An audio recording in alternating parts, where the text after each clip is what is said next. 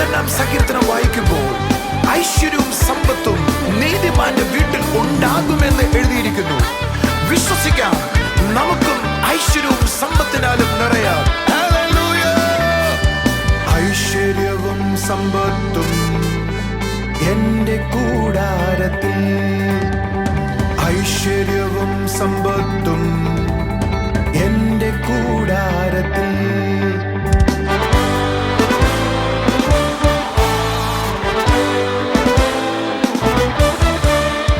ഐശ്വര്യവും സമ്പത്തും എന്റെ കൂടാരത്തിൽ, ഐശ്വര്യവും സമ്പത്തും എന്റെ കൂടാരത്തിൽ. ദുർവർത്തമാനം എന്നെ ഭയപ്പെടുത്തുകയില്ല, ദുർവർത്തമാനം എന്നെ ഭയപ്പെടുത്തുകയില്ല. എന്റെ ഹൃദയം യേശുവിലെന്നും ആശ്രയിച്ചുറച്ചിരിക്കും, എന്റെ ഹൃദയം യേശുവിലെന്നും ആശ്രയിച്ചുറച്ചിരിക്കും. ഐശ്വര്യവും സമ്പത്തും എന്റെ കൂടാരത്തിൽ, ഐശ്വര്യവും സമ്പത്തും എന്റെ കൂടാരത്തിൽ.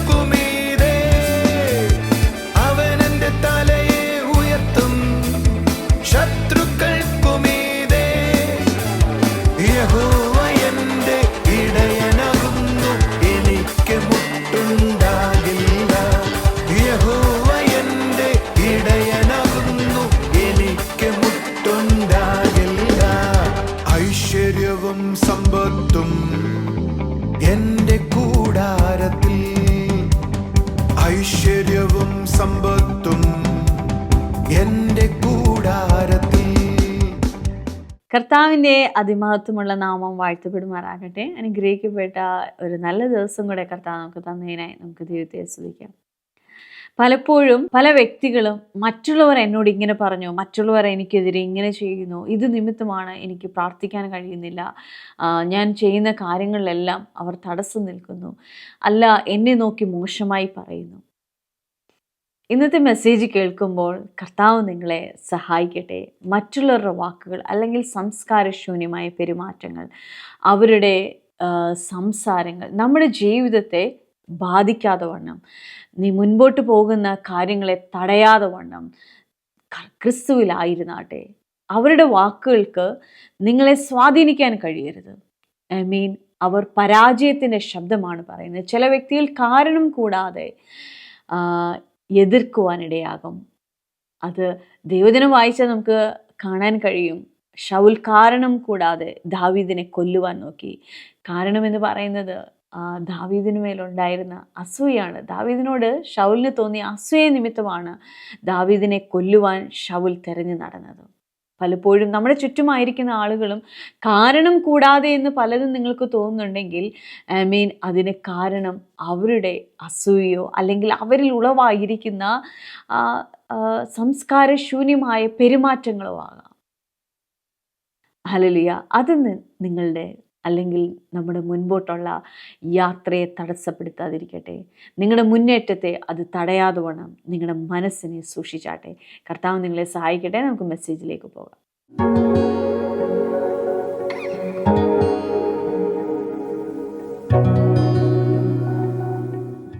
നിന്നെ വേദനിപ്പിക്കുക എന്നത് പിശാചിന്റെ തന്ത്രമാണ്. ഒരുവൻ അവൻ്റെ സംസ്കാര ശൂന്യതയിൽ നിന്ന് സംസാരിക്കുന്നത് ഞാൻ കേട്ടിട്ട് ഭയപ്പെട്ടാൽ ഞാൻ ആരെയാ ഭയപ്പെടുന്നേ? ഒരു നല്ല ആമേൻ പറഞ്ഞാട്ടെ. നിനക്ക് ചുറ്റും എഴുന്നേൽക്കുന്ന വാക്കുകൾ നിന്റെ മുന്നേറ്റത്തെ തടയാൻ നീ വിട്ടുകൊടുക്കരുത്.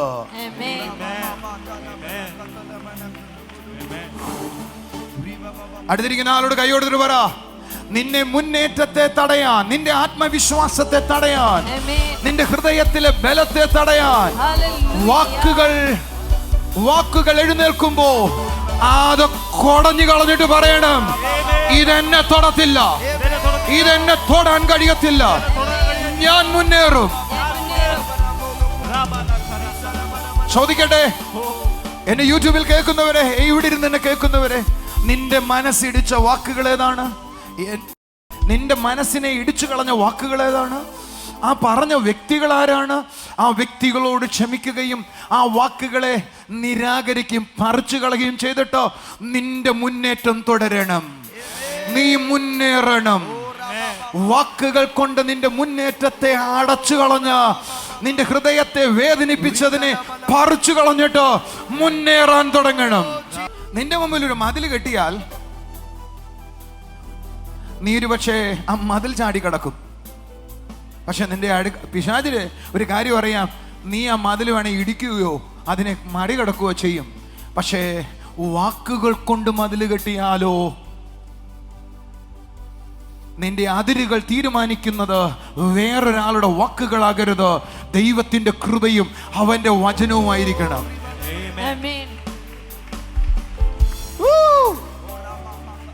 അടുത്തിരിക്കുന്ന ആളെ കൈ കൊടുത്തിട്ട് പറ, നിന്റെ അതിരുകൾ തീരുമാനിക്കുന്നത് വേറൊരാളുടെ വാക്കുകളാകരുത്, പരിഹാസിയുടെ ഇരിപ്പിടത്തിൽ ഇരിക്കരുത്. കൈ അടിച്ചൊരു ആമീൻ പറ. പകരം ന്യായ പ്രമാണത്തിൽ ധ്യാനിക്കണം, വചനത്തിൽ ബലപ്പെടണം. പരിഹാസിയുടെ ഇരിപ്പിടത്തിൽ ഇരിക്കരുത്, വചനത്തിൽ ബലപ്പെടണം, മുന്നേറണം.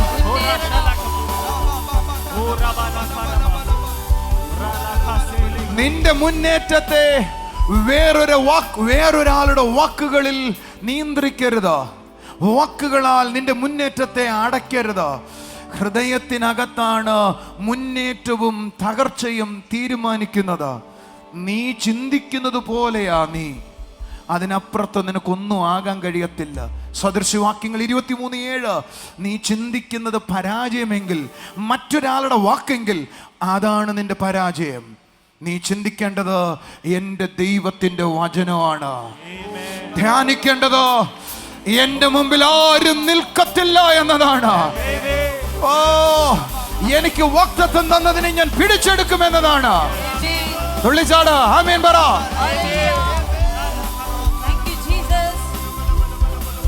ഒപ്പം എത്തിയോ?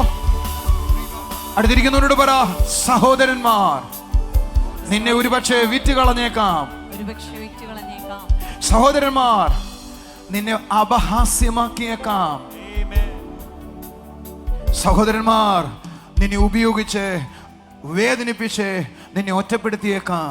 പക്ഷേ അത് നിന്റെ മുന്നേറ്റത്തെ മനസ്സിനകത്ത് തടസ്സം കൊണ്ടുവരരുത്. ആരെല്ലാം എന്തെല്ലാം എഴുന്നേറ്റാലും എൻ്റെ ലക്ഷ്യത്തിലേക്ക് മുന്നേറണം, ലക്ഷ്യം കണ്ടെത്തണം, ലക്ഷ്യത്തിലെത്തണം, ലക്ഷ്യം കണ്ടെത്തണം, ലക്ഷ്യത്തിലേക്ക് മുന്നേറണം, ലക്ഷ്യം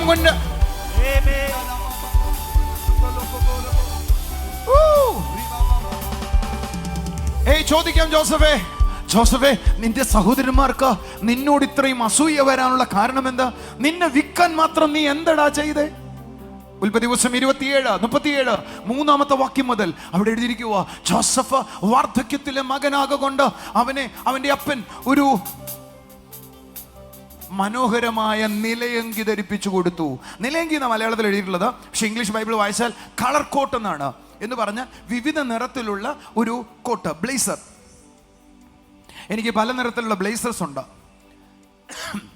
അതിലെനിക്ക് ഏറ്റവും കൂടുതൽ ഞാൻ ഉപയോഗിക്കാറുള്ളത് ബ്ലാക്ക് കളറിലെ ബ്ലേസറാണ്. അതിൻ്റെ കാരണം ബ്ലാക്ക് എല്ലാ വസ്ത്രത്തിൻ്റെയും കൂടെ ഏകദേശമൊക്കെ ചേർന്ന് പോകും. നിങ്ങൾ ആരെങ്കിലും എൻ്റെ കൂടെ ഉണ്ടോ? എന്നാൽ നിങ്ങൾക്ക് വ്യത്യസ്തമായ ബ്ലേസേഴ്സ് ഞാൻ കണ്ടിട്ടുണ്ട്. ഈ ഇടയ്ക്ക് എനിക്കൊരു പൂക്കൾ കൊണ്ടുള്ള ഒരു ബ്ലേസർ കിട്ടി.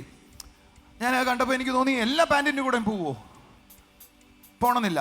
പക്ഷെ ഇദ്ദേഹത്തിന് ഉണ്ടാക്കിയിരിക്കുന്ന ബ്ലേസറിൻ്റെ പ്രത്യേകത കണ്ടോ, ഏത് ഡ്രസ്സിൻ്റെ കൂടെയും ജോയിൻ ചെയ്യുന്നതാണ്. നിങ്ങൾക്ക് പിടിയിട്ടില്ല. ഏത് സാഹചര്യത്തിലും നിന്നെ ഐഡൻറ്റിറ്റിയോടെ കാണിക്കുന്നതേ എൻ്റെ അപ്പൻ തരത്തുള്ളൂ. എല്ലാ സാഹചര്യത്തിലും നിന്നെ തിളക്കുമാറാക്കുന്നതേ എൻ്റെ അപ്പൻ തരത്തുള്ളൂ. എന്റെ കൂടെ ഉണ്ടെങ്കിൽ കൈ അടിച്ചൊരു ആമേൻ പറഞ്ഞാട്ടെ. അടുത്ത വാചകം എഴുതിയിരിക്കുന്നത് അപ്പൻ ഞങ്ങളെ എല്ലാവരേക്കാളും അധികം അവനെ സ്നേഹിക്കുന്നു എന്ന് സഹോദരന്മാർ കണ്ടിട്ട് അവനെ പകച്ചു. അല്ല, അടുത്തിരിക്കുന്നവരോട് പറ, നിന്നെ വിറ്റുകളയാൻ ശ്രമിക്കുന്നതിന്റെ കാരണം പകച്ചു. എല്ലാവരും പറ, പകച്ചു. നിന്നെ പകയ്ക്കുന്നവരെ നിനക്ക് പാര തന്നെ തോന്നും. അടുത്ത വാചകം പറയാവോ? ഭയങ്കര രസമായി വാക്കുകൾ കേട്ടോ. അടുത്ത വാക്ക്, അവനെ പകച്ചു, അവനോട് സമാധാനമായി സംസാരിപ്പാൻ അവർക്ക് കഴിഞ്ഞില്ല. അപ്പൊ നിന്നോട് സമാധാനമായി ഒരാൾക്ക് സംസാരിക്കാൻ കഴിയാത്തത് അതിന്റെ കാരണം നിന്റെ അപ്പൻ നിന്നെ മറ്റൊരാളിനേക്കാൾ വ്യത്യസ്തമായി നിന്നെ സ്നേഹിക്കുന്നു എന്ന് ഞാൻ പറയുന്ന ദൂത് നിങ്ങൾ ആർക്കെങ്കിലും വേണമെങ്കിൽ എടുത്തോ. നീ മറ്റുള്ളവരിൽ നിന്ന് വ്യത്യസ്തനാണെങ്കിൽ ചിലർക്ക് നിന്നോട് സമാധാനത്തിൽ സംസാരിക്കാൻ പറ്റത്തില്ല. നീ അവരെ പോലെ ആണെങ്കിൽ നിനക്കൊരു പ്രശ്നവും ഇല്ല. പക്ഷെ നീ അവരിൽ നിന്ന് കുറച്ച് വ്യത്യസ്തനാണെങ്കിൽ ചിലർക്ക് നിന്നോട് സമാധാനത്തിൽ പോലും ഇടപെടാൻ കഴിയത്തില്ല. ഇയാളെന്താ എന്നോട് ഒരു കാര്യമില്ലാതെ എന്നോട് ഇങ്ങനെ പെരുമാറുന്നേ, ഒരു കാര്യമില്ലാതെ ഇയാളെന്തിനാ എനിക്കെതിരെ എഴുന്നേൽക്കുന്നേ? സിമ്പിളാണ്, നീ മറ്റുള്ളവരിൽ നിന്ന് വ്യത്യസ്തനാണ്. എന്റെ കൂടെ ഉണ്ടെങ്കിൽ ഹല്ലേലൂയ പറ. ആരെങ്കിലും മറ്റുള്ളവരിൽ നിന്ന് വ്യത്യസ്തരാകാൻ ഇവിടെ തെരഞ്ഞെടുക്കപ്പെട്ടവരുണ്ടോ? അവരുടെ ശബ്ദം ഒന്ന് കാണട്ടെ ഞാൻ. ആരെങ്കിലും ഉണ്ടോ? നിന്നെ ചിലർ പകച്ചെന്ന് വരാം. അപ്പോ നീ അറിയേണ്ടത്, ഞാൻ അതിന്റെ മുകളിലാണ്.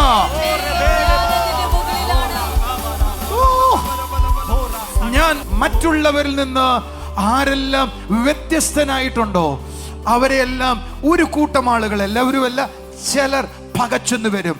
ചിലർ അവരോട് സമാധാനത്തിൽ സംസാരിക്കാൻ പോലും അവർക്ക് കഴിയാതെയാകും. ഒരു കാരണം കൂടാതെ അയാളെ എതിർക്കും, ഒരു കാരണം കൂടാതെ അയാളോട് പകയ്ക്കും, ഒരു കാരണം കൂടാതെ അയാളെ ഇൻസൾട്ട് ചെയ്യും. റീസൺ, ആ ഇൻസൾട്ട് ചെയ്യുന്നയാൾ ഇയാളെ പകയ്ക്കുന്നു എന്നാണ് എൻ്റെ അർത്ഥം.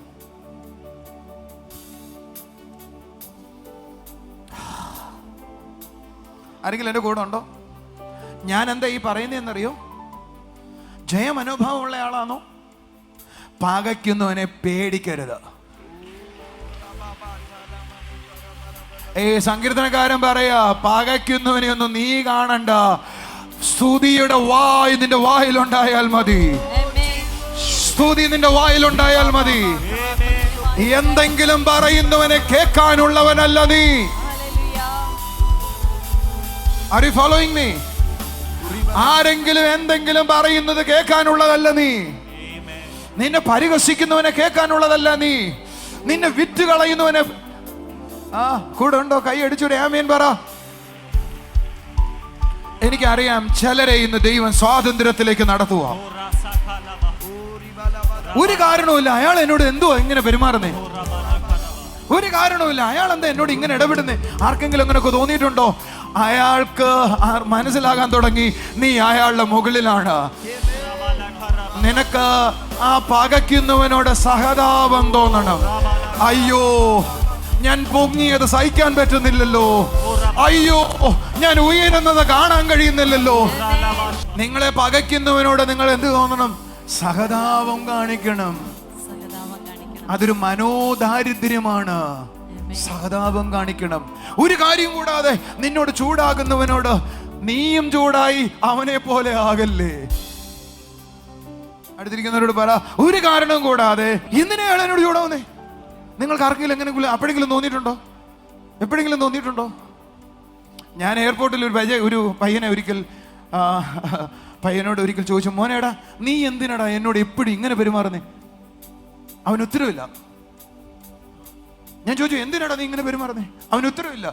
എനിക്ക് മനസ്സിലായി, അതിൻ്റെ പേര് ആദ്യം ഞാൻ വിളിക്കും അസൂയയാണ്, 2 വിളിക്കും സഹിക്കാൻ പറ്റുന്നില്ല. എല്ലാ ദിവസവും കയറി യാത്ര ചെയ്യുക.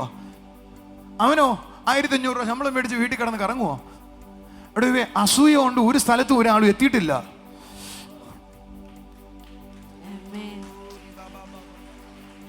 നിങ്ങൾക്കിനി ബാക്കി കേൾക്കാൻ ആരോഗ്യമുണ്ടോ എന്ന് എനിക്കറിയത്തില്ല. ബാക്കി കേൾക്കണമെന്ന് ആഗ്രഹമുള്ളവർ എത്ര പേരുണ്ട് ഇതിനകത്ത്? കുറച്ചു നേരം കൂടെ പ്രസംഗിക്കട്ടെ. ഞാൻ തുടങ്ങി വെച്ചിട്ടേ ഉള്ളൂ.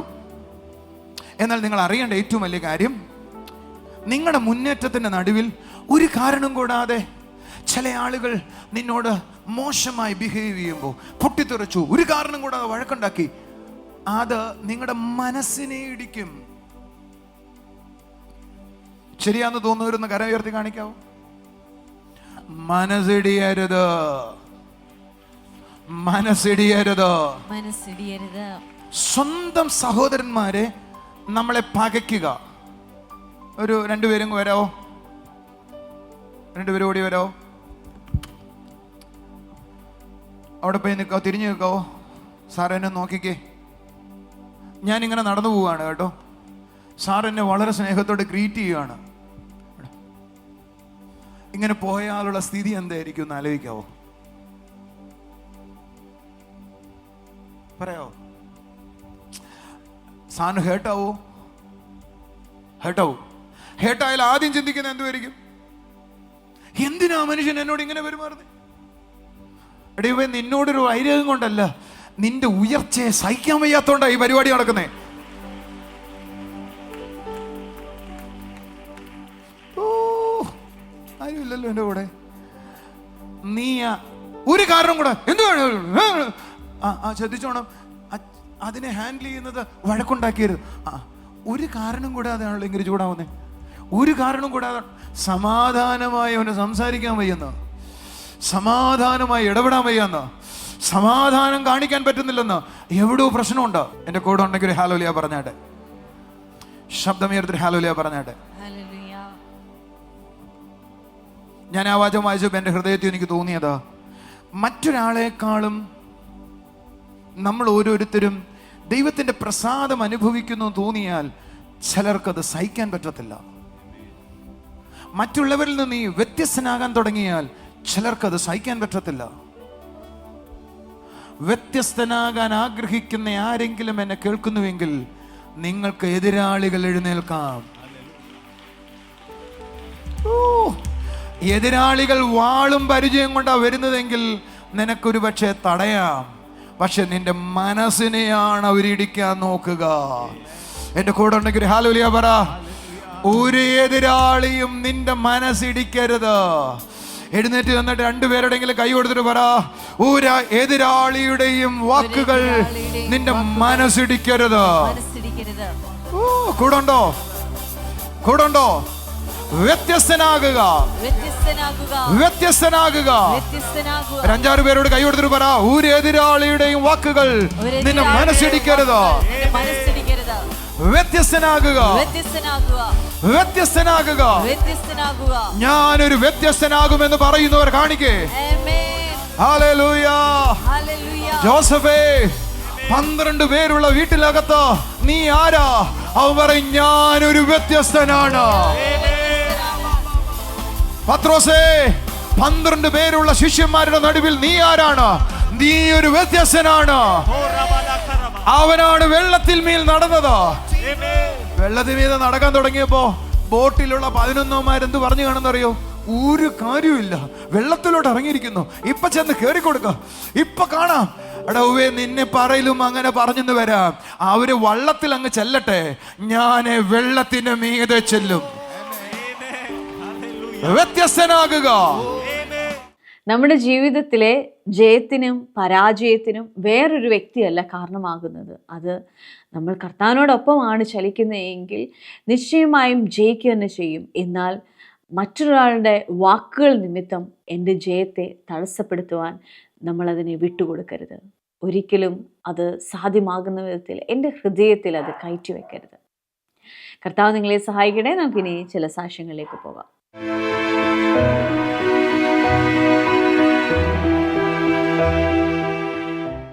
സിസ്റ്ററെ, ഇരുൾ നിറഞ്ഞ തൻ്റെ ജീവിതത്തിൽ നിന്ന് യേശു കർത്താവ് തന്നെ വിടുവിച്ച ഒരു അത്ഭുത സാക്ഷ്യമായിട്ടാണ് ഈ സഹോദരി നമ്മുടെ മുമ്പിൽ ആയിരിക്കുന്നത്. സിസ്റ്ററിന്റെ പേര് രേഷ്മ, പാളയം എന്ന് പറയുന്ന സ്ഥലത്ത് നിന്ന് വരുന്നു. സിസ്റ്റർ പറയുന്നത് 2 വർഷത്തോളമായി താൻ ഒരു കൂട്ടുകാരി, തനിക്ക് ഏറെ അടുപ്പമുള്ള ഒരു കൂട്ടുകാരിയുമായിട്ട് പല കാര്യങ്ങളും ഡിസ്കസ് ചെയ്യും. വിദ്യാഭ്യാസ കാര്യത്തിനാണ് ആ കൂട്ടുകാരിയെ കിട്ടിയതെങ്കിലും പക്ഷേ തൻ്റെ ദൈവിക ജീവിതത്തിന് വിരുദ്ധമായിട്ടുള്ള പല കാര്യങ്ങളുമാണ് ആ കൂട്ടുകാരിൽ നിന്ന് കേൾക്കാനിടയായത്. തൻ്റെ വിശ്വാസത്തെ പോലും നഷ്ടപ്പെടുത്തുന്ന പല പ്രവൃത്തികളും അതിൽ നിന്നുണ്ടായി. ഈ സിസ്റ്ററിന് അതിൽ നിന്ന് പുറത്തു വരാൻ കഴിയാതെ ഭാരത്തോടെ ഇരുന്നു. ആ സിസ്റ്ററിനെ ഒഴിവാക്കാനും കഴിയുന്നില്ല. ആ പ്രയാസത്തോടെ ആയിരിക്കുമ്പോൾ കഴിഞ്ഞ സൺഡേ മീറ്റുകളിൽ ജോൺ ബ്രദർ ചില വ്യക്തികളെ എഴുന്നേൽപ്പിച്ച് പ്രാർത്ഥിക്കുമ്പോൾ അവരോട് പറയുകയുണ്ടായി, നീ ഈ കൂട്ടുകെട്ടിൽ നിന്ന് പുറത്തു വരണമെന്ന് പറഞ്ഞു. പക്ഷേ ആ സമയം സിസ്റ്റർ പറയുന്നു, തൻ്റെ ജീവിതത്തിലേക്ക് കർത്താവ് ഇടപെട്ടു. ആ പറഞ്ഞതിനെ തൻ്റെ ജീവിതത്തിൽ ഏറ്റെടുത്തു. ആ കൂട്ടുകെട്ട് അത് ഒഴിവാക്കാൻ പറഞ്ഞത് എന്നോട് കൂടിയാണെന്ന് പറഞ്ഞു. ആ നിമിഷം മുതൽ തന്നെ പറയുന്നു, തനിക്ക് വ്യക്തമായൊരു തീരുമാനം എടുക്കാൻ പറ്റി. ആ ബന്ധം പൂർണ്ണമായും ഒഴിവാക്കാൻ കഴിഞ്ഞു എന്ന് സാക്ഷ്യപ്പെടുത്തുന്നു. അതുവരെ അറിയാഞ്ഞത് കൊണ്ടായിരുന്നോ ഒഴിവാക്കാതിരുന്നത്, അതോ പറ്റാഞ്ഞത് കൊണ്ടായിരുന്നോ? എനിക്ക് പേടിയായിരുന്നു ദൈവത്തോട് അങ്ങനെ പ്രാർത്ഥിക്കാൻ. കാരണം ദൈവത്തിന് ആരോടെങ്കിലും പിണങ്ങിയിരിക്കുന്നത് ഇഷ്ടമല്ല. അപ്പം എനിക്ക് ദൈവകോപം ഉണ്ടാവുന്നൊരു പേടിയുണ്ടായിരുന്നു. പേടിയായിരുന്നു. ദൈവമേ, ഈ കൂട്ടുകെട്ട് എനിക്ക് വേണ്ടാന്ന് പ്രാർത്ഥിക്കാൻ പോലും പേടിയായിരുന്നു. അപ്പോഴാണ് ബ്രദർ പറയുന്നത്, നിന്നെ കൂട്ടുകെട്ട് വിട്ട് മാറണമെന്ന് രണ്ടുപേരോട് വിളിച്ച് പറഞ്ഞു.